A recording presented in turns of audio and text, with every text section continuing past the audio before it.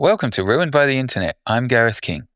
The Internet promised a more informed society where anyone could share knowledge freely.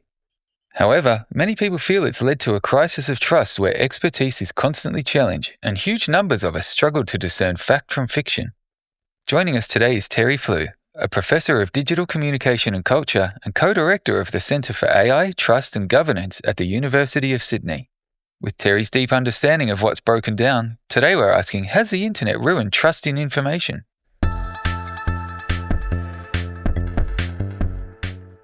Terry, thank you so much for joining us and welcome to the show. Thank you, Gareth. Before we get into it today, can you tell us a bit about the work that you do and how you came to this area of expertise? Well, I currently have an Australian Research Council Laureate Fellowship on the theme of mediated trust. And the Laureate Fellowship scheme is the most prestigious of the Australian Research Council schemes. The theme of mediated trust started from the proposition that, first of all, trust is important and many people are talking about it at present. Second, how we communicate with one another is typically mediated by a shifting range of technologies. And thirdly, does the nature of those technologies impact upon the ways in which we communicate and the institutions through which communication happens in ways that transform the nature of trust? For better or worse. Can you just explain the concept behind mediated trust in its current form, as well as some of its key focus areas? Okay, well, it's a term that has been developed by a few authors. It's been discussed, for example, in terms of science communication. One of the things about public acceptance of science, and this is not, a unique observation, but it's one that's becoming increasingly important, is not simply a function of the science itself, but the ways in which scientific findings, scientific discourse circulates in the media domain and in the digital realm. More broadly, questions of expertise have a series of challenges in the environment, and questions of who is an expert. Credentialing is perhaps not as strong as it once was. If you build a large-scale audience on social media, does that therefore render you an expert? Well, maybe not in a formal sense, but it gives you a platform from which to communicate. And to what extent are our understandings of the world framed by the ways in which information is represented on digital platforms? To take an example, once upon a time, if we were considering going to a restaurant, we may have read a review in a newspaper. Now we'll look for how many stars it received on TripAdvisor or Google. Decisions that we make are being premised through algorithmic sorting and through the sort of online chatter that a particular topic may or may not generate. Yeah, that's a good point there around people can potentially just build a large following online and then become kind of an expert on something. Now, whether that's right or wrong, would you say that the way that affects trust in information is a result of the internet and that reach, or has the internet simply exposed that pre-existing problem? Like, those people would have always been there using different types of media, but it's now that they can do it through that reach, it's become a much larger problem? Yeah, there's a long-standing debate in media and communication studies about the extent to which a technology itself matters. On the one hand, there would be those who would argue that, social media has changed the ways in which people interact with one another in such a way that it's transformed society as a whole.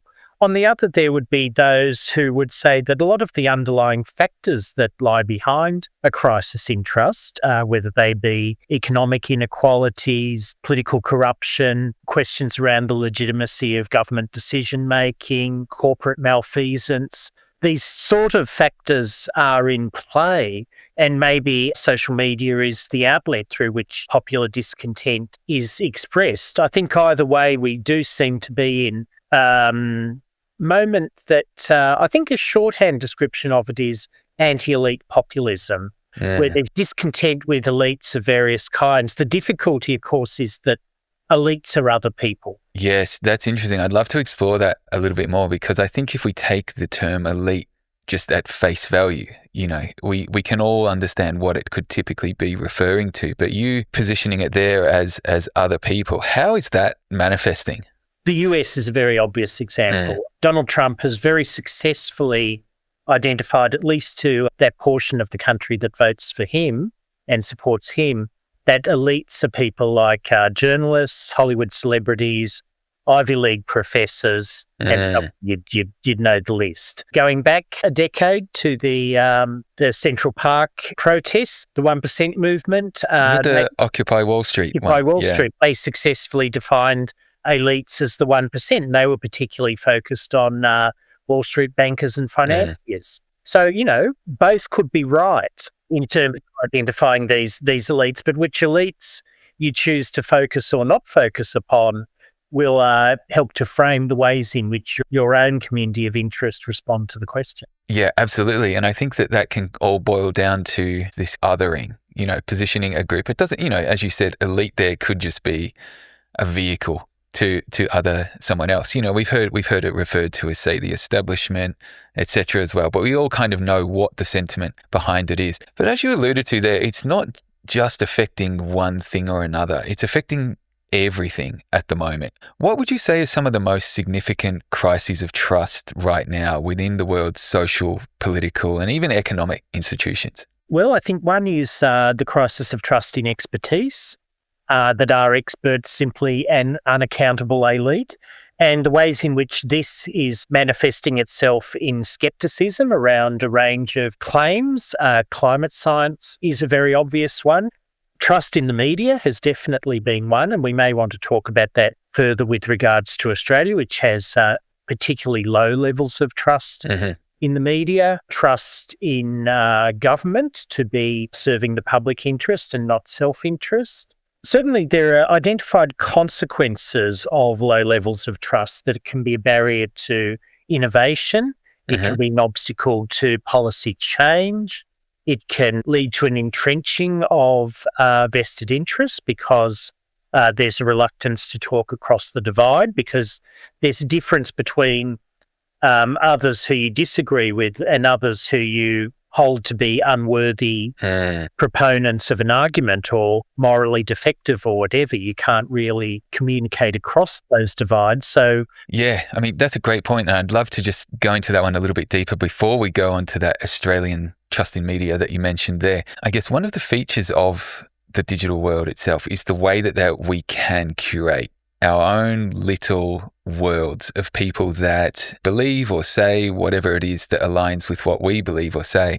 And so we're naturally inclined to trust those people over, say, a position or a viewpoint that might be combative to our own. We know the algorithms drive you towards outrage. Are they reflecting human nature, or is human nature, do you think, being shaped by algorithms? I think on the specific question of information, one of the things is there is always more information out there than we have the capacity to process. And whether there's a lot more information now or whether it's simply we have more access to information is debate. But there is a sense in which we feel there's a lot of complex issues out there that we don't have the time to think through and address in detail. So to some extent, there's a devolution of thought, perhaps. Certainly a devolution of guides to action responding to such questions. And that can relate to trust in an indirect sense, that people don't so much trust what a particular individual says, but trust them to act in a certain way because they articulate beliefs and feelings that resonate with their own. Yeah, I'd 100% buy that. And I think that the interesting thing about, technology and the access to information, paradoxically, has made us more informed. We've got so much that we can seek out and learn, at any given moment about any given thing we can imagine. But as you've alluded to, the amount of, say, false or incorrect stuff that you may need to wade through or fight your way through to get to that true stuff is also drastically increased. But on the point of stuff that we can trust, you mentioned that Australia's trust in media is very, very low. Tell us what's going on there. Okay, well, Edelman has been doing trust studies of about 30 plus countries over about a 25-year period. So there's the scope for some comparative data with these, although we could have some debates about methodology. One of the things that we find is that in general terms, Australia tends to sit in the middle of these countries in terms of overall levels of trust in institutions. They measure trust in business, trust in government, trust in NGOs, and trust in the media. Australia tends to sit around about the middle, except with regards to trust in media, where it sits very low. A couple of things come through with this. One is that there are brands, media brands, if you like, that are more or less trusted, that to some extent the concentration of media ownership in Australia minimises the degree to which some sections of the community feel that there's a media that articulates their interests. There's a more general point to be made about news, that we seek out news for information, but we also seek it out to some degree for validation. Mm-hmm. That typically people will seek media outlets that they feel most resonate with their own understanding of a topic and some sort of a community that sits around that. Because the concentration of ownership, Australia hasn't been that strong in accommodating that. And I think there's also been a sense that some of our elite media, if you like, have been more openly partisan than is the case in some other parts of the world. Just trying to unpack that one a little bit.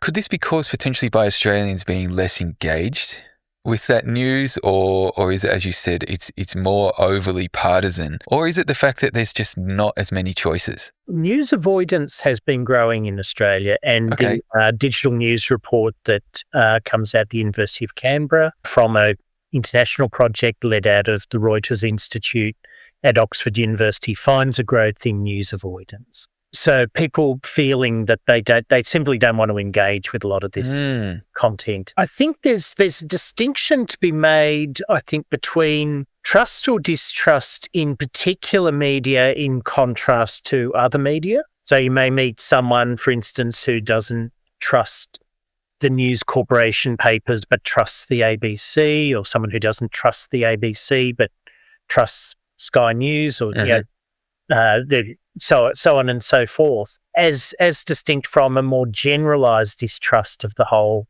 media system and the ways in which journalists operate and the ways in which information is processed and packaged. And as academics, we have a funny relationship to that, because a decent number of us have been, teaching for a number of years about how to deconstruct the news and find what are the hidden messages that may lie behind apparently anodyne opinion pieces. Well, there's been a democratisation of that, the internet, and a proliferation of media scepticism. So if you think about a term like fake news, there are all sorts of people are quite prepared to use the phrase fake news to describe all sorts of things. Fake news can be that which just doesn't cognitively resonate with you.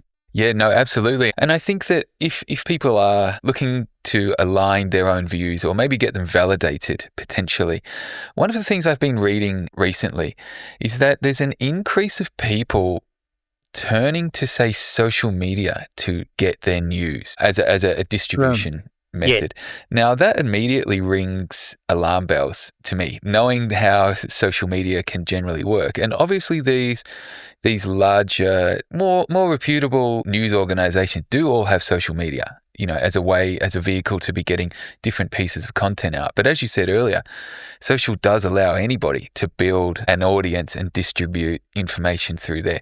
When it is on social media, what would you say the difference between a journalist on social media conveying a news story and perhaps a social media influencer conveying that same information? What's the difference there between who we should choose to receive that information? And what effects does that have? And if a journalist, say, becomes an information influencer first over a journalist, how does that affect their credibility? Well, first of all, journalists have been working in the social space for at least 20 years. So the idea that you track stories online for hits, likes, comments, shares has been very much a part of the news landscape for quite some time. How that shapes the telling of stories, well, we can talk about that we know that certain types of headlines and certain types of content are more likely to attract readerships than others, although whether this is a new thing is debatable. Historically, the tabloid press has differentiated itself from the broadsheet press, as they say, by its use of headlines, sensationalism, stories that they know their public is going to respond to. I mean, to take an example from the world of podcasting, I think quite recently, 4 of Australia's 5 most listened to podcasts were about the Aaron Patterson mushroom murders. I did read that there was a lot of those, yeah. There are many elements to it which we could reflect upon that really drew in audience. It had all the great murder mystery elements to it. You could unpack the evidence. You could talk with your peers about it. It had many things, and it will continue to resonate. So that's not new. I think what is also significant is that news organisations have long had what's referred to as a frenemy relationship with the digital platforms, which is that the digital platforms can amplify their reach. Content can reach audiences and constituencies that don't subscribe to news. At the same time, they are eating very significantly into their advertising space. And I think there's also been a turn away over the last 5 years in particular from the idea that you could monetize audiences through social. Okay. And we've seen a turn towards subscription models. Now, the challenge with subscription models is that they tend to lend themselves far more readily to some media than others. So the most successful subscription-based models tend to be the financial press.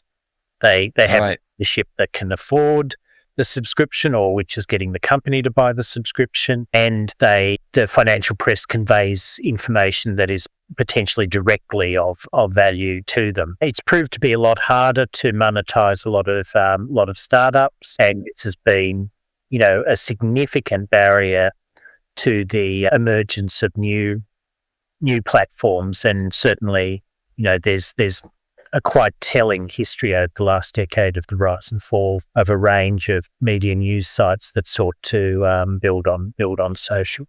Yeah, okay. What do you think has been causing that? Oh, preparedness to pay.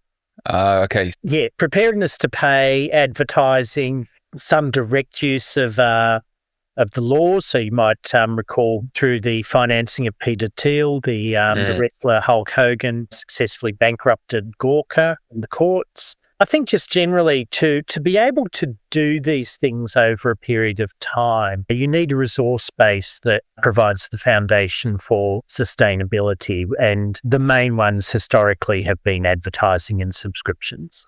And I think just on that point around financial weaponization, you mentioned the Gawker case. I remember reading about that when it happened. But one of the things that I'm trying to wrap my head around on this issue is, are they caused in the first place by, say, news organizations or tabloids or gossip or whatever they are, just really just skirting the line as far as they can to see what they can get away with in the drive for reach and eyeballs and clicks in that financial model? Well, historically in Australia, the criticism has been more the other way, that powerful people can use defamation law to silence journalism that builds upon the public's right to know. And it would be said that in the US, by contrast, First Amendment protections of speech are strong, and claims around something being in the public interest are more resonant. So both apply. The legal balance in Australia historically has been perceived to be the opposite, that defamation is used as a weapon by those who can afford to take matters to the courts. We were speaking a few minutes ago around journalist information influencers versus social media influencers delivering the same information.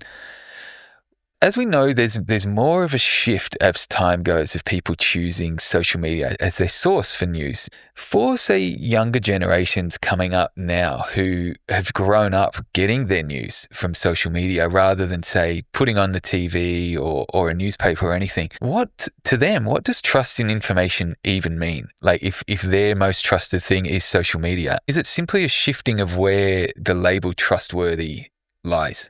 To some extent, it is a shifting of the label, that in the limited channel media environment, one chose to trust or distrust in particular media brands. So in the second half of the 2010s, there was a growth in subscriptions in the US to publications like the New York Times, Washington Post, what was known as the Trump bump. There are also a variety of other sources within mainstream media. So we've been talking recently about the status of late night Tonight Show Yes.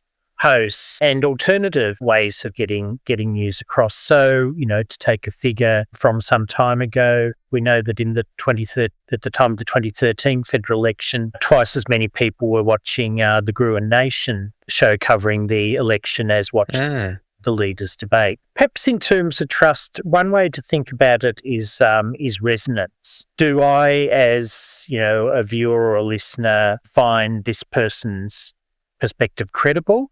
Do I find them reliable? Do I find them relatable? Do I find them interesting? And very often they're not claiming to actually have all the facts. I mean, if you take one of the most successful podcasts in the world, the Joe Rogan Experience, Joe Rogan claims very little expertise in subjects that he has on. The key to it is the extent to which the guests that are on the show resonate with the listeners. There can be different models of that. So to take another successful podcast, The Rest is Politics, the UK version with Alistair Campbell and Rory Stewart. Now, Alistair Campbell in particular is a very well-known political figure in the UK, and whether people like Alistair Campbell or agree with Alistair Campbell, they certainly know who he is. And there's a sense that conveys a degree of credibility. So that's to suggest there might be resonance going on. And that's such a good point around resonance. One was the Gruen coverage versus the leadership debates. Now, obviously, people are looking where they can, for news and information, but to be entertained at the same time. So it's easy to see how these professional, entertaining deliverers of information are more engaging than, say, a couple of politicians. But then you also mentioned those late night shows and the Trump bump. And look, one of the things that I just can't work out personally is how much of media content has been devoted to Donald Trump for well over 10 years now. And it is an insane amount. And one of the things that I often think about is what happens once he's gone. Do you know what I mean? There's going to be this gigantic information vacuum. What is going to fill that space? And obviously that Donald Trump stuff is so resonant. Otherwise, so many people wouldn't be able to do it for so many years now. And I guess it is entertaining too. But all of that said, with so much polarization around even non-contentious issues, do you think we're losing our ability to agree on a shared set of basic facts and we got rather interpretations? And if we are, what will be the long-term impact if we don't fix this and get on top of it? Yeah, I think the answer to that would be it could. It could, and I think there's different dynamics playing out in different parts of the world. In the US, I think it's very important to always keep in mind the extent to which celebrity culture drives the US, including politics. Donald Trump was a figure most Americans knew about from the 1980s onwards. So if you were to go back and read Bret Easton Ellis's American Psycho, it's full of references to Donald Trump. He hosted a reality show for 15 years before running for president. It was actually quite unique instance of what in business terms would be called a hostile takeover of a political party. And, if you looked from the mid-2010s, the idea that the entire Republican Party would bow to Donald Trump didn't look that plausible. If I recall, there were about 15 candidates for the Republican candidature. In many respects, the Republicans had a more open process than the Democrats, where within the Democrats there was a view that the Democrat National Committee was hobbling Bernie Sanders' campaign. 10 years on, Donald Trump owns the Republican Party. I think just on that, obviously he's such an insanely polarizing figure, and I think this can help segue into the next things I want to speak about. So obviously at this point in time, some of the blame for what has been created psychologically, it does come down to that insanely parallel narratives, different narratives that people are consuming. One of the things that concerns me on that is how quickly AI, and I know this is one of your areas of expertise that I'd love to speak about, like how quickly AI is increasing quality and sophistication, and I'd love if we can just get into now how that is changing not only the digital space, but how we can communicate with each other and with as we know, more and more people are now communicating with large language models themselves. Yeah. What are your thoughts on where this is going? Well, I wanted to just start on that by going back to the term information, which we're considering now. Information is a term that exists alongside a number of related but different terms. So it sits alongside knowledge, it sits alongside communication, it sits alongside creativity, it sits alongside opinion, and so on. So information is not a self-evident concept. That said, what AI deals with is data that it processes as information, if I was to put it that way. Google has had unquestioned dominance over search for 2 decades now, but search has been displaced by AI-generated outcomes. There's some work on whether people trust AI-generated outcomes more or less than they trust links to news sources. It's certainly affecting the traffic in online news. Okay. In some instances, it's more because it appears to come from nowhere. So whereas, if you link to a story on the New York Times or the Guardian or something, people come with a preconceived, no, the New York Times, the Guardian, the Fox News, the Australian, whatever. People come with assumptions bedded into that. AI, by contrast, AI-generated content seems to be coming from nowhere in particular. And for some, that can be perceived as making it more trustworthy. Yeah, that's an interesting point. But beyond text format, we've all heard of deep fakes and Gen AI videos and things like that. It's pretty good now. And it feels like every single day there's a new announcement of a new model or a new version of something that's just so much better, faster, and quality-wise. But Gareth, we've been wrestling with fake images for quite a while. I was looking at some of the best scenes from the 2015 blockbuster San Andreas. Oh, yeah. Where Dwayne Johnson has to get the speedboat over the tsunami before it Amazing. the Golden Gate Bridge, and therefore eliminates the city of San Francisco. Now we come to the cinema if you're watching that film in San Francisco, the days of running screaming from the theater because you're about to have your village flooded have passed. So we're familiar with the idea that we create images that have the perception of realism, so have verisimilitude, but may be computer generated. Yeah, totally. And I think on that point of CGI, the example that I always think about is I was a kid when the first Jurassic Park movie came out, right? That to me seemed so real. And I can even look at that in comparison to the new Jurassic Parks that are coming out in the last year or two. And it still looks more real to me. But that's just in the cinema where, as you've alluded to, you kind of go to the cinema for that escapism. You do suspend reality for a bit.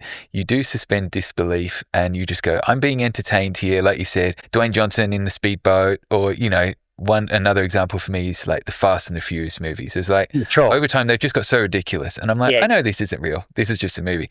But I think on this generated content, whether it's around, say, I don't know, here's a picture of this politician doing X thing that somebody could have just potentially generated, and that spreads like wildfire. For sure. How much worse can this potentially get, and then how can we stay on top of that? Yeah, it could get a lot worse. Yeah, could absolutely get a lot worse. And I think you'll find in the public debate in Australia, because twice in the previous term of Parliament, the government sought to introduce misinformation legislation in Australia and twice backed away from it because it wouldn't get the support in both houses of Parliament. For some, such legislation went too far. It pointed to a ministry of truth, as it was referred to. For some, it didn't go far enough. I don't think we'll see a misinformation bill come up a third time. What I think we will see, however, is conversation around acting on specific issues and political deepfakes.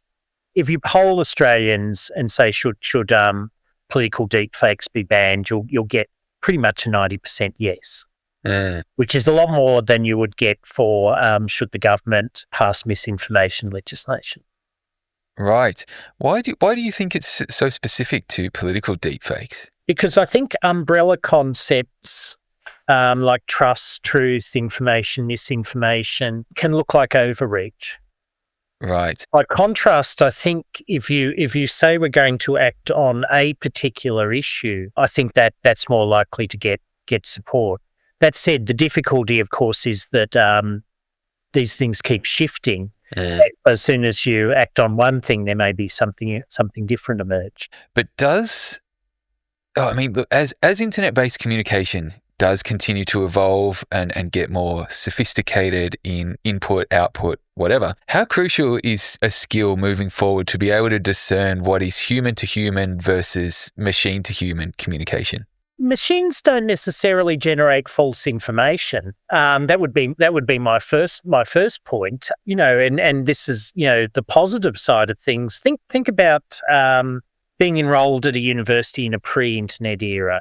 You're entirely reliant upon what paper-based content that institution did or didn't have in its walls. There is now global access. So admittedly, there are publisher paywalls and all of that, but in general terms, there is access to content from a far greater variety of sources than there was previously. And this has been democratizing in that it was the case that, the richest universities would have the biggest university libraries.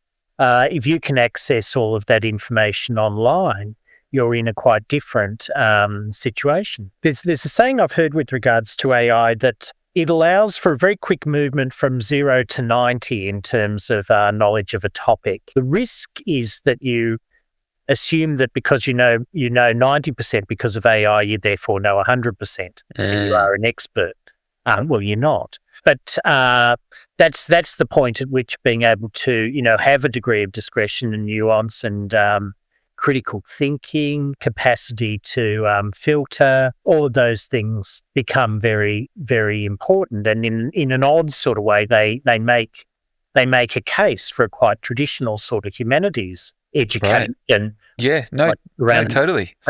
Yeah, and I think that's something that comes up a lot, whether I read it, I hear it, I speak to people about it, is that need for that filtering and just even critical thinking about what you're actually seeing and engaging with, which potentially, as you said, we do need to kind of revert to that. But one of those things you mentioned there around AI can't generate fake or false information.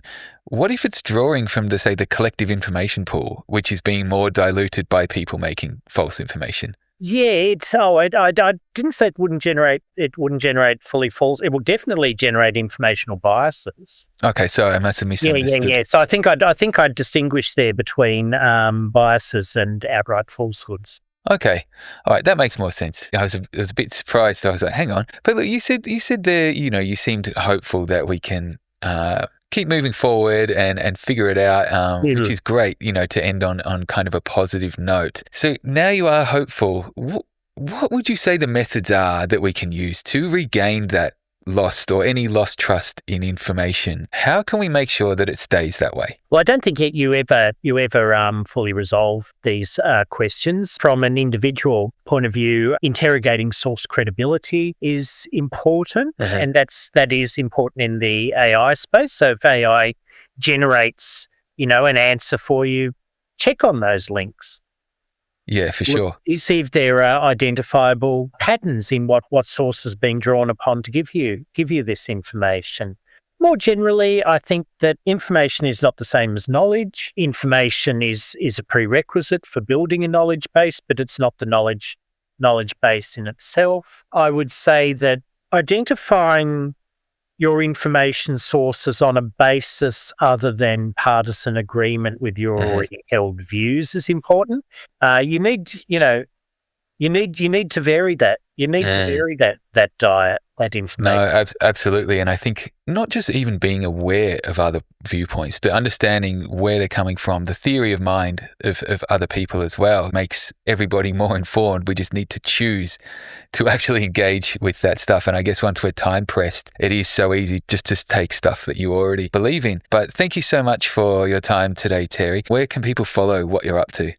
I have a website, just enter Mediated Trust Arts at the University of Sydney, and you'll find resources related to the work that I'm doing in that space. Awesome.